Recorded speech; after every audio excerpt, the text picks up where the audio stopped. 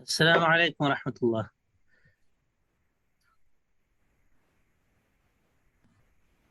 وعليكم السلام ورحمة الله وبركاته. وعليكم السلام ورحمة الله وبركاته. لكن الآن لا يواصل الدكتور.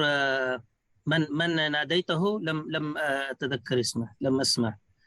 أعتقد ناديت، أعطيت المجال لضيف آخر فليبدأ.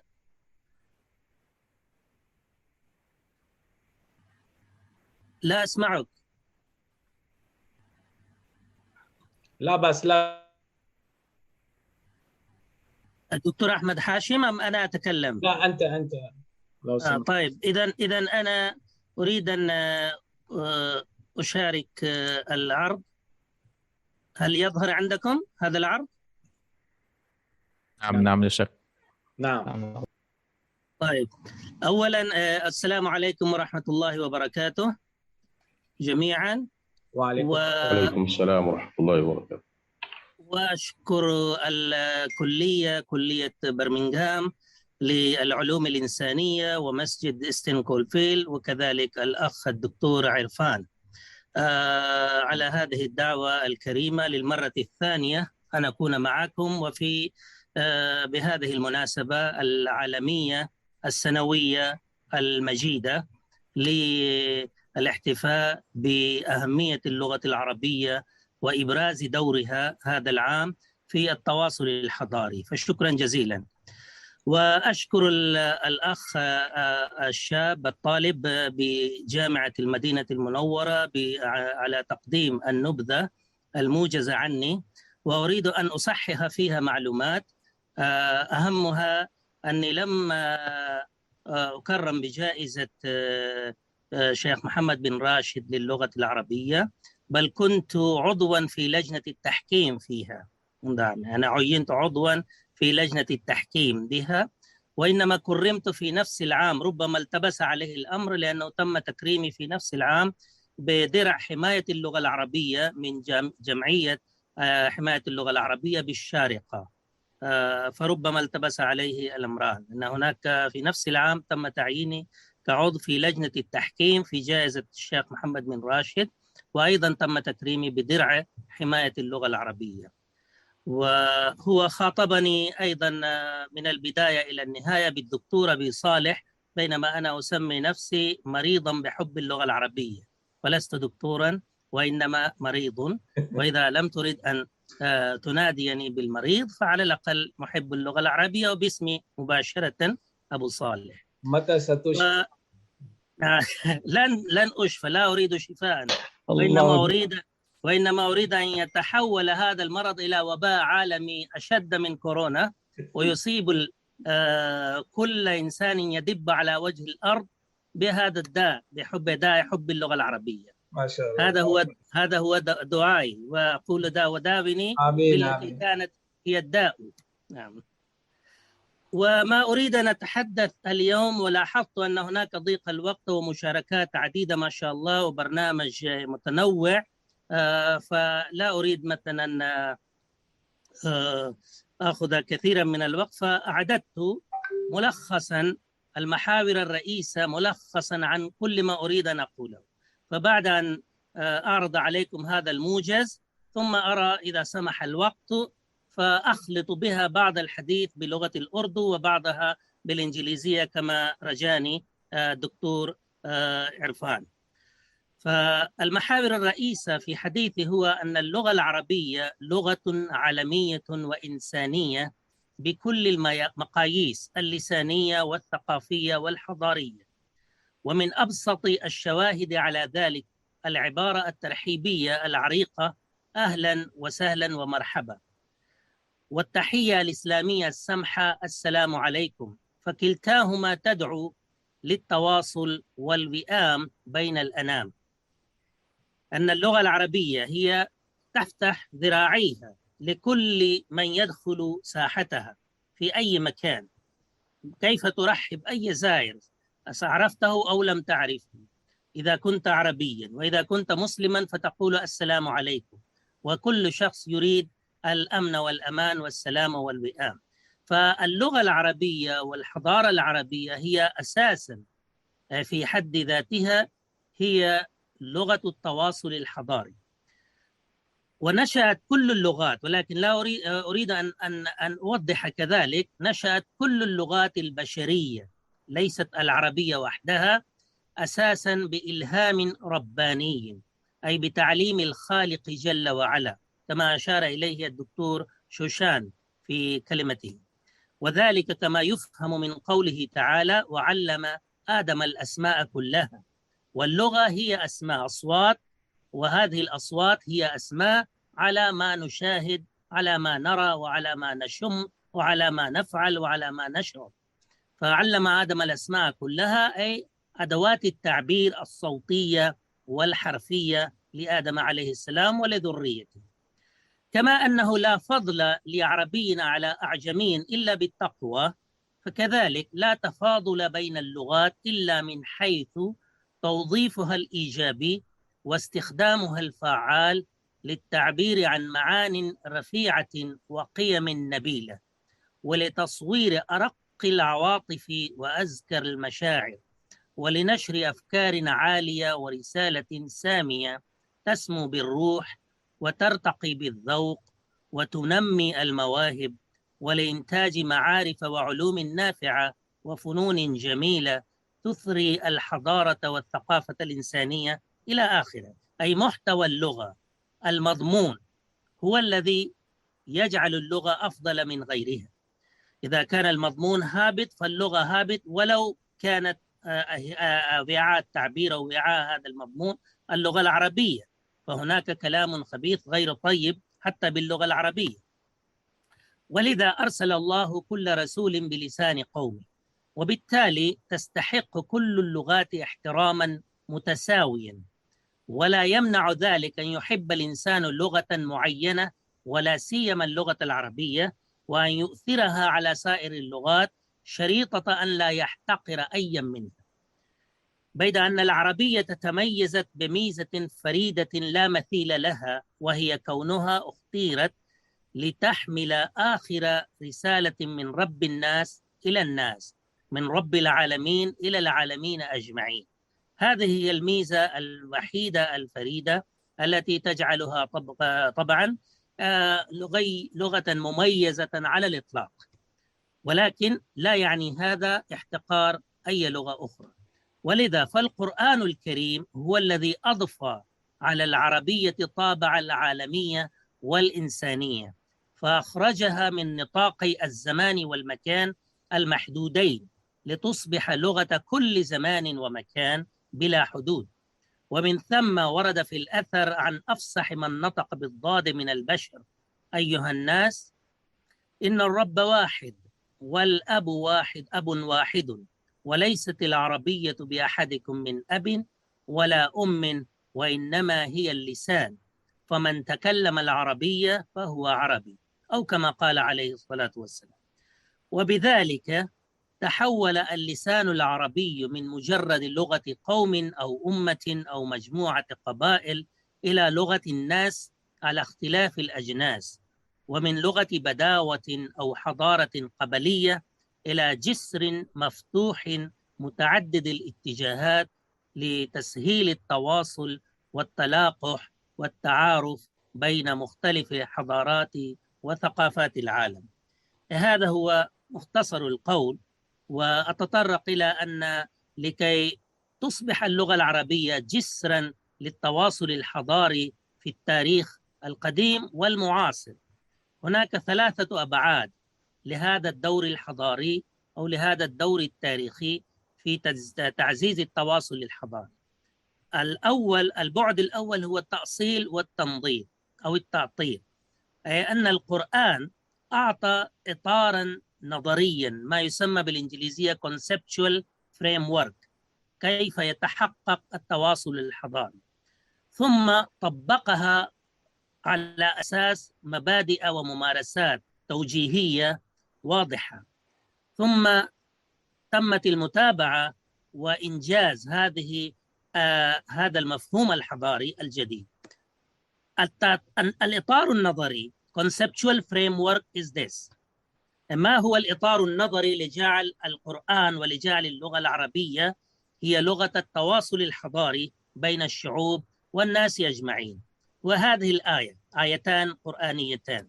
الآية الأولى تقول: يا أيها الناس، وهذا ما استشهد به الدكتور شوشان: يا أيها الناس إنا خلقناكم من ذكر وأنثى وجعلناكم شعوبا وقبائل لتعارفوا. وتعارفوا كلمة فضفاضة تشمل التواصل والتلاقح وتبادل الأخذ والعطاء وتبادل التأثير والتأثر. أي شيء بعد هو من المعرفة، يعرف بعضكم بعضا. وطريق المعرفة هو التعامل، هو التقارب، هو التسامح، هو تحمل الآخر، وتبادل والتغاضي عن بعضنا البعض، وهكذا.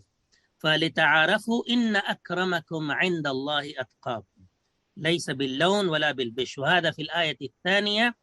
فهذا هو الإطار النظري ذو بعدين، أن البشر سواسية كأسنان المشط، لكل إنسان كرامة إنسانية متساوية. هذا هو أول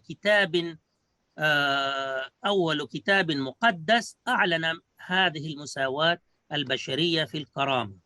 ثانيا، أيضا القرآن أعلن أن الألوان، اختلاف الألوان والألسنة، هي من آيات الله، ومن آياته خلق السماوات والأرض.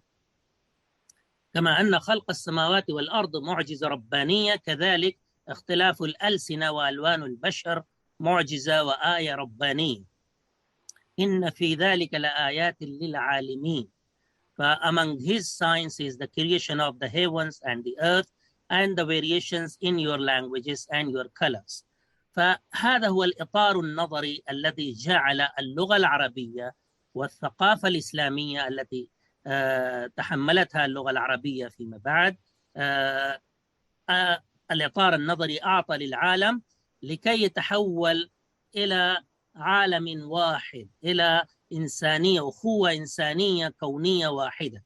لأول مرة حصل هذا في التاريخ. لذلك أقول القرآن أول وأعظم نص مقدس مكتوب في التاريخ، دشن عصر الحوار والتواصل والتفاهم بين البشر، وطبقه عمليا على أسس ومبادئ ثابتة. هذه المبادئ انظروا على الشاشة: الاحترام المتبادل. ولذلك في المقدمة وفي المحاور الرئيسية ركزت على أن عندما نحتفي باللغة العربية ونقدسها ونمجدها لا بأس بها، ولكن لا نحتقر أي لغة أخرى، نحترم كل لغة ولها أهميتها. فالاحترام المتبادل والحوار، التعايش وتعزيز المشترك الإنساني والثقافي، والتسامح وقبول الآخر المختلف. وهذه المبادئ الأربعة أنا استقيتها من هذه الآيات القرآنية التي ترونها في الأسود تحت الشريحة: ولا تسبوا الذين يدعون من دون الله فيسبوا الله عدوا بغير علم، كذلك وزينا لكل أمة عملهم، سورة الأنعام. ومبدأ الحوار لا يوجد أعتقد في أي كتاب مقدس أو إنساني مثل هذا المبدأ: وإنا أو إياكم لعلى هدى أو في ضلال مبين. مبدأ التساوي في عرض فكرك وإن كان مختلفا عن فكري. لا إكراه في الدين، الدين هو الإقناع والاقتناع. ولذلك قال تعالى في سورة الكهف: وقل الحق من ربكم فمن شاء فليؤمن ومن شاء فليكفر، لكم دينكم ولي دين، بالتساوي. الرسول صلى الله عليه وسلم يقول هذا. فهكذا هذه المبادئ ذلك الإطار النظري المبني على التعارف والاحترام المتبادل أسفر ابتداء من عصر نزول القرآن إلى ما تلاه من عصور عن شيوع حراك ونشاط غير مسبوقين بقيادة العرب والمسلمين للانفتاح والإشعاع الفكري والتواصل الاجتماعي والتعاون الاقتصادي والتجاري والتلاقح المعرفي والحضاري والثقافي من خلال تبادل الأخذ والعطاء والتأثير والتأثر بين شعوب العالم قاطبة. هنا أتجه إلى بعض حقائق ومعلومات التي تؤكد كيف أن اللغة العربية بفضل نزول القرآن الكريم بهذه اللغة أصبحت هي محور التواصل الحضاري بين كل شعوب العالم. هنا أستخدم هنا أشير إلى ما زال عندي بعض الوقت أستاذ دكتور عرفان. الدكتور نعم عرفان. نعم. طيب أتحدث هنا بالأردو قليلا بعد أن أشير. هذا أحسن لأن الوقت ضيق. اردو میں یہ ہماری گفتگو ہو رہی ہے کہ عربی زبان دنیا کی تہذیبوں کے درمیان تال میل کا ایک پل ہے، ایک ذریعہ ہے، اور تاریخی اعتبار سے میں نے جو آیتیں پڑھی، قرآن کا مقصد بھی یہ تھا کہ تمام انسان ایک دوسرے کے ساتھ مل کر رہیں، ایک دوسرے کے ساتھ اس زمین کو تہذیب و تمدن کا گہوارہ بنائیں اور ایک دوسرے سے فائدہ اٹھائیں۔ تو اسلام میں ہمیں ان بنیادوں کو نظری اور عملی اعتبار سے راسخ کرنے کے کچھ اصول ملتے ہیں قرآن مجید میں۔ اس میں ایک قرآن کی آیت ہے سورہ الحجرات کی، یا ایھا الناس انا خلقناکم من ذکر وانثی وجعلناکم شعوبا وقبائل لتعارفوا، کہ انسانوں کے درمیان جو قومیتوں کا اور ملکوں کا جغرافیائی یا مکانی اختلافات ہیں، یہ سب آپسی تعارف کے لیے ہیں۔ جبکہ سورہ الروم کی ایک آیت میں کہا ہے کہ آپ کے رنگوں کا اور آپ کی زبانوں کا باہمی جو تنوع ہے، جو ورائٹی ہے، جو ڈائیورسٹی ہے، جو اختلاف ہے، وہ بھی خدا کی نشانیوں میں سے ایک نشانی ہے، ایسے ہی جیسے زمین و آسمان، چاند ستارے۔ تو میں نے کہا کہ جب ان اصولوں کو سنجیدگی سے اپنایا گیا اور ڈائیلاگ کی فضا پیدا ہوئی، تہذیبوں کے درمیان تال میل بڑھا، عربوں نے ترجمہ شروع کیا عالمی تہذیبوں کا، یونان، روم، مصر، شام، تو کیا صورتحال پیدا ہوئی وہ میں نے مسدس حالی کے 3 مسدسات کے اقتباس یہاں سامنے رکھا ہے۔ اس میں انہوں نے گویا یہ خلاصہ بیان کیا کہ کس طرح عربی زبان کے ذریعے عالمی تمام دنیا کی قوموں کی تہذیبوں کا میل جول ہو گیا اور پھر ایک نئی تہذیب ابھر کر سامنے آئی۔ چنانچہ الطاف حسین حالی کہتے ہیں کہ وہ لقمان و سقراط کے در مکنوں، وہ اسرار بقراط و درس فلاطوں، ارسطو کی تعلیم سولن کے قانون، پڑے تھے کسی قبر کہنا میں مدفون، یہیں آ کے مہر سکوت ان کی ٹوٹی، اسی باغ رعنا سے بو ان کی پھوٹی۔ یہ تھا علم پرواں توجہ کا عالم کہ ہو جیسے مجروح جویائے مرہم، کسی طرح پیاس ان کی ہوتی نہ تھی کم، بجھاتا تھا آگ ان کی باراں نہ شبنم، حریم خلافت میں اونٹوں پہ لد کر چلے آتے تھے مصر یونا کے دفتر، حریم خلافت میں اونٹوں پہ لد کر چلے آتے تھے مصر یونا کے دفتر، وہ تارے جو تھے شرق میں لمعہ افغن، پتھا ان کی کرنوں سے تا غرب روشن، نوشتوں سے ہے جن کے اب تک مزین کتب خانہ پیرس و روم و لندن، پڑا غلغلہ جن کا تھا کشوروں میں وہ سوتے ہیں بغداد کے مقبروں میں۔ یہ جو انہوں نے اشارہ کیا کتب خانہ پیرس و روم و لندن، اسی کی طرف یہ دکتور احمد فؤاد نے ایک ریسرچ کیا، احمد فؤاد جو الازہر یونیورسٹی کے پروفیسر ہیں اسلامک ہسٹری اور عربک کلچر کے، انہوں نے لکھا ہے کہ ان کی تحقیق کے مطابق 4 ملین عربک مینuscripts are available in European countries museums، جس میں آلموسٹ ان لندن میوزیم میں 24,000، اور اس طرح دنیا کے اسپین ہے، جرمنی ہے، وغیرہ وغیرہ، اتنی بڑی تعداد۔ اوکے پلیز۔ تو یہ خلاصہ ہے، اور یہ اسی کا عربک میں باللغة العربية هذا ما قاله الطاف حسين الحالي، له كتاب الإسلام بين مد وجزر، ترجم إلى العربية، الترجمة ركيكة جدا وضعيفة، وحاول دكتور حسين المصري أن يعبر عن هذه الأبيات التي أن يحاول ينظمها شعرا، فقال إلى العلم للعرب فرط الهيام هيام ولا ينطفي بالغمام، قوافل من مصر تأتي العراق وتحمل علما لمن في اشتياق، وأسفارهم تلك مثل الشهب تحلت بها تحلت بها كل دور الكتب، كذا كل علم لدنيا ودين، بفضل لهم شاع في العالمين. لكم أحسنوا في اتصال ودوم، وما فرقوا بين قوم وقوم. فلتكن هذه خلاصة. هناك أقوال أخرى يمكن فقط الاطلاع عليها، أن هؤلاء المستشرقون والأجانب هم يقرون بأهمية اللغة العربية في تجسيد وتحقيق التواصل الحضاري عبر التاريخ. وفي العصر الحاضر أيضا اللغة العربية لها دور متزايد في تحقيق التواصل، حيث تحتل اللغة العربية المرتبة الرابعة في الاستخدام على الإنترنت، وهناك إقبال متزايد على تعلمها من غير الناطقين بها. ولذا أرى أن مستقبل اللغة العربية في العصر الرقمي أيضا مزدهر ويدعو للتفاؤل رغم كل التحديات التي لا بد من استراتيجية واعية وسياسة وتخطيط على مستوى الدول وعلى مستوى المؤسسات للاستفادة من هذه الإمكانيات. والسلام عليكم ورحمة الله وبركاته.